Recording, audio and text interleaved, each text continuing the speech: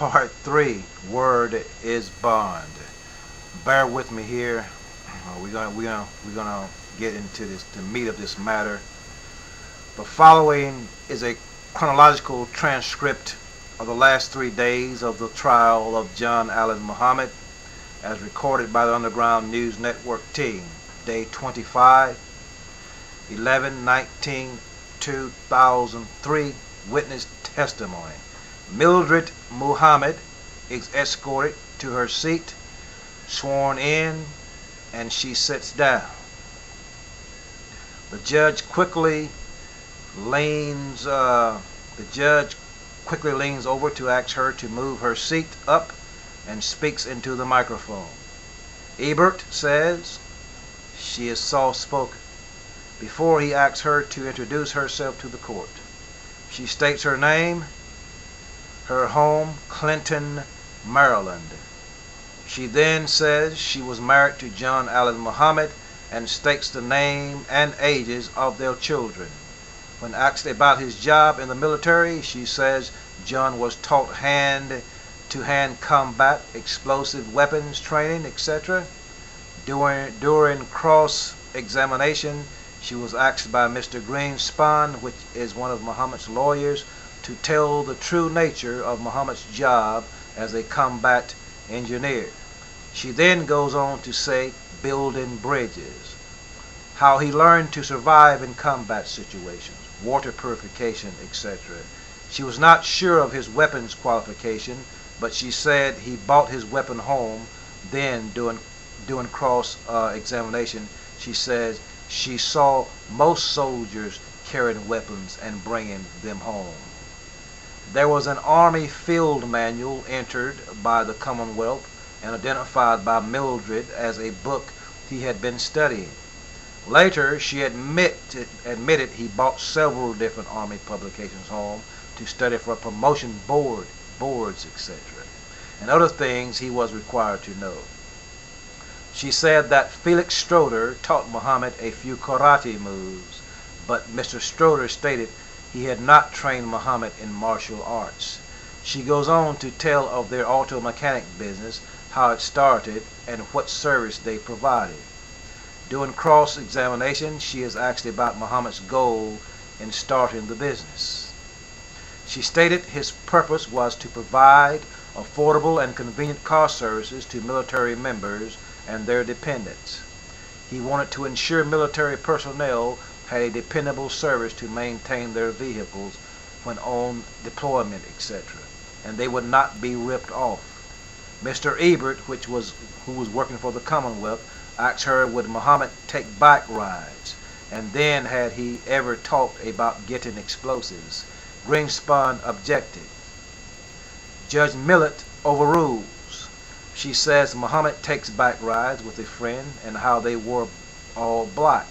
Had black 10-speed bikes, would go out a couple of evenings looking for C4 explosives, but she never challenged or questioned him as to why, and said he continued for a short period, then stopped. She tells how she met Issa Nichols and obtained her accounting services. Then they became friends from that point. Mildred and Muhammad separated September 9, 1999, so they were only together for a year, and she admits when asked by Greenspan that it was a no-fault divorce, but she does not testify to the reason. She stated she stayed in the house with the children and did not know where Muhammad went. There is an argument she talks about where Muhammad says, "You and Olivia will not raise my children." She says Muhammad did not support her and she was evicted from their home. She reads court documents of complaints she filed against him for protection orders. She tells the story of the last time she saw the children, March 27, her mother's birthday, before Muhammad took them to Antigua for 18 months. She says she was admitted to the hospital for stress-related reasons, and during that time she had a call from Muhammad. She was so upset and frightened by the call that the hospital had her room changed and posted guards outside of her door. She tells how Issa Nichols helped her get into a shelter and her online website she launched in an effort to find her children. She leaves the shelter after some time and moves with her sister to help her ailing mother in Maryland. She details how she was notified to come back to Tacoma, Washington after the children were found. She described the courthouse incident when she took off running down the hall upon seeing Muhammad. Proceeded down a long highway. She is asked about the look in his eyes, which she describes as a look that said he was coming to get her. Then she started smiling.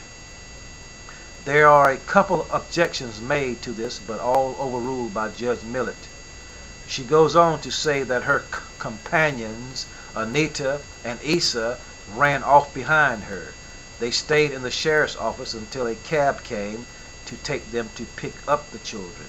She testifies that she left immediately after getting the children at the advice of her lawyer, saying that John might kill her.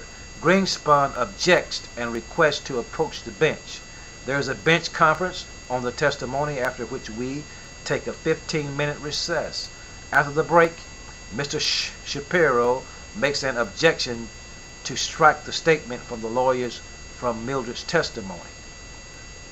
When the jury is brought back in, the judge advises them that statements made by Mildred as to why she left Tacoma cannot be considered as true.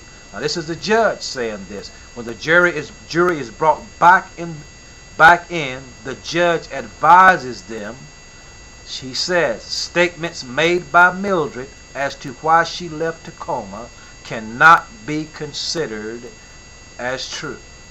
During cross-examination, Mildred testifies that she and Muhammad were married on March 10, 1998.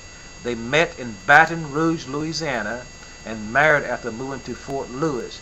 She testifies to the military bases they were stationed and Muhammad going off to Desert Storm. The business express car and truck repair and their income over, check this out. Now Muhammad wasn't just an average, ordinary, lazy Negro. Storm say the business express car and truck repair and their income of over $200,000 a year. Now that says a lot about Muhammad. She tells of how the business required long, hard hours and that John was very involved. Check this, that John was very involved in raising his children. He was never abusive. This is coming from Mildred's mouth, the woman that says that he was abusive. She said he was never abusive, and she describes him as being a good father. She tells of their community involvement with several organizations, most dealing with children. You are now in tune on the one, the force itself. At this time, we call it the Mastery Blaster Jamming. I am your brother, Ital Iman, for the Underground News Network. This is part 3 of Word is Bond. Stay tuned. We're going into part 4, and we will clear something up for you. There's something in the milk that is not clean. Peace until part 4. Stay tuned.